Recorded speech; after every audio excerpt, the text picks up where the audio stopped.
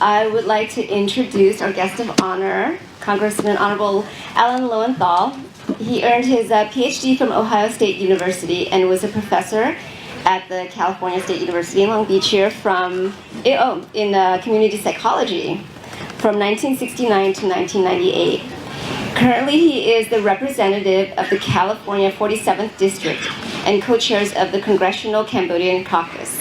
He co-sponsors a bipartisan bill imposing sanctions on Cambodian officials attacking Cambodian democracy and freedom of speech and assembly. He's currently the 116th Congress and serves on both the Committee on Natural Resources members, Committee on Transportation and Infrastructure members, and is a champion of human rights and civil rights. Congressman Alan Lowenthal, please come up. It's an honor to have you.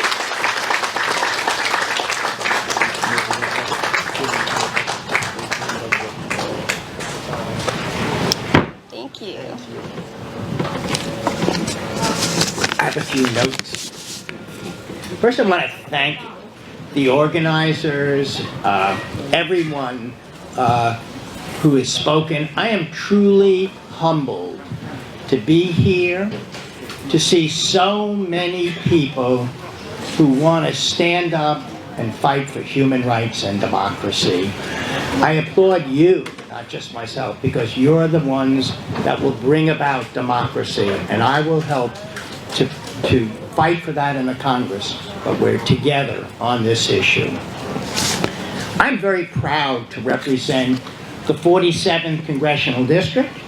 As we point out, a very diverse district. I'm very proud to represent Cambodia Town here in Long Beach. We have a wonderfully diverse community, as was pointed out in the 47th Congressional District. And I'm also proud to be, as was pointed out, to be the co-founder of the Congressional Caucus on Cambodia. I'd like to thank you. When I co-founded that, I have to say that, you know, people say Republicans and Democrats don't work together, and in many issues we have differences. But I will tell you, on human rights and democracy, Mr. Steve Chabot, when I went to speak to him, he proudly stood up and said, I will be the co-chair, we will do it, we will both work together to fight for democracy and human rights. And he's been a great co-chair, and I have to thank him here personally. Because both of us are here to champion and speak for democracy and freedom for Cambodian Americans here, for all Americans, and to bring about change in Cambodia. That's really why we're here. I've worked real closely, and I'm very proud of working with the Cambodian American community here in the United States, here in Long Beach. We've worked together. You are now seeing some of the accomplishments, not that I'm taking credit for, but the support for Cambodia Town and what is happening here, the emergence as a political power, the local Cambodian community, and I'm very proud of wherever they go, they have now become a part of not only part of the community, but a force within the community. And I think that's good for democracy here, because that's what we're all talking about. Having representation, letting the people decide for themselves what they want, having freedom of elections, having the ability to criticize, having religious freedom, not being arrested for speaking out for what you want. That's what we're all about. That's what America is all about. And I'm just so glad to stand with you as we uphold not only democracy in Cambodia, but we uphold democracy here in America. That's what we're doing. So you don't have to tell me how bad things are in Cambodia. I know that what Cambodia has descended into dictatorship. And I was proud to join with many of the Cambodian American community in Washington, D.C., along with Mr. Sam Rainsy and other CNRP lawmakers. And we sent, at that time, just recently, a clear message to Hun Sen, to the Prime Minister, that we in the United States are dedicated and determined to advocate for the restoration of democracy and human rights in Cambodia. That's what we're about. We're not. And we're going to keep fighting. We're not picking sides. We're saying, let the people decide. Have free and fair elections. And I think we're going to, in a bipartisan way, have the entire U.S. Congress, both Senate and House, support those issues. And I want to talk about two bills. One you've already heard that I'm championing. One you've already heard, so I'm not going to say very much, but it is very, very important to talk about it. That's H.R. 526. As you've all pointed out. This bill, what it does is it freezes all assets. It restricts all financial transactions within the United States, and it denies entry to the United States to those individuals in Cambodia who are part of either the senior Cambodian government officials, military, security forces who the President of the United States has deemed as substantially undermining democracy in Cambodia. So if those folks are either the government, the military, are undermined, or the security forces are undermining, they cannot use their money in the United States for their benefit. We are not going to do that. We're going to freeze those assets and not allow them. We're going to keep them. They all want to come to the United States. We're going to freeze that. So that's one, and that's very, very important. You've heard a lot about it. We have bipartisan support, and we need to work together now to get that out of the Senate. But there's another bill called the Cambodia Trade Act that I want us to all look at, and that's H.R. 1376. This, too, is bipartisan legislation. Mr. Chabot and myself are doing it. And the reason why we're doing this, I want to talk about the Cambodia Trade Act. And that is also bipartisan legislation, the Cambodia Trade Act.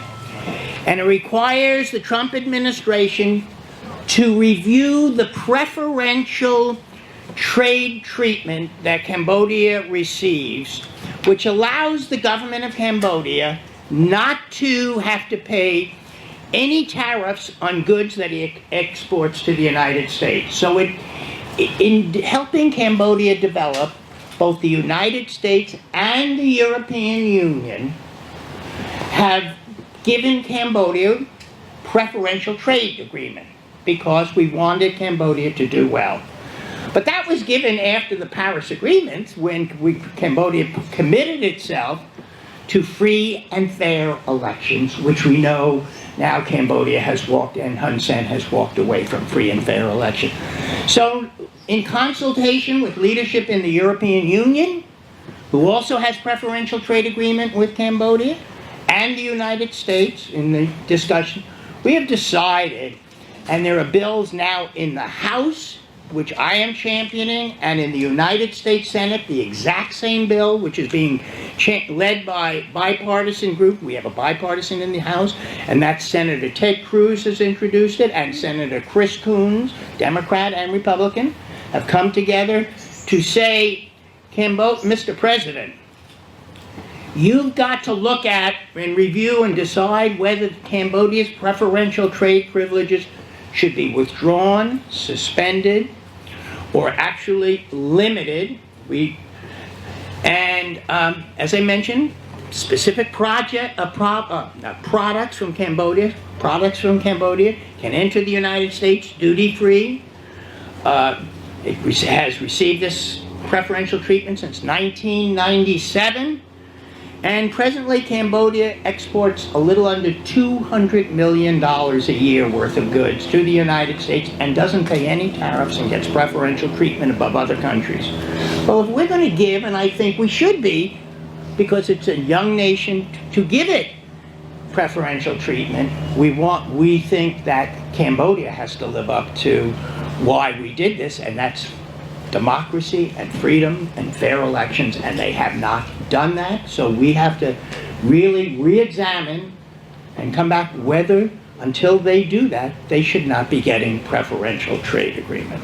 And the European Union has begun the same thing that we're doing, to suspend the preferential trade preferences until Cambodia demonstrates that it lives up to its agreement. It lives up to what it said it would do, and that's the Prime Minister who refuses now to live up to free and fair elections. So what we're saying, for us to feel good about Cambodia again, it has to do five things that I'm going to mention. One, it has to have the unconditional release of Kem Sokha and all charges against him dropped. That's the first thing that Cambodia must do.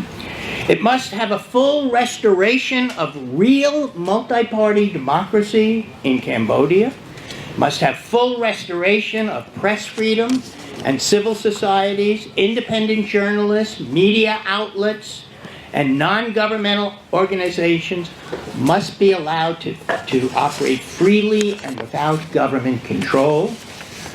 Former CNRP lawmakers in Cambodia must be allowed to fully and freely participate in a free election without threats and intimidations.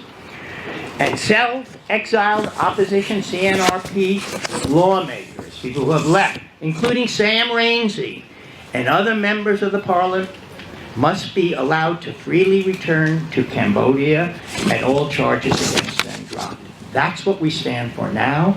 That's why we want to say, Cambodia, these are things that you have agreed to before, when, especially in 2013, when they agreed after the elections there, which we all challenged, and they said, no, we'll all come together, and the elections in 2018 will be free and fair, and as we know, as we got close to the elections, Hun Sen eliminated and obliterated democracy in Cambodia. So I stand with you. We stand for democracy and freedom, but we must also stand for democracy and freedom throughout the world, and we must work together. Democrats, Republicans, this is not just about Cambodia.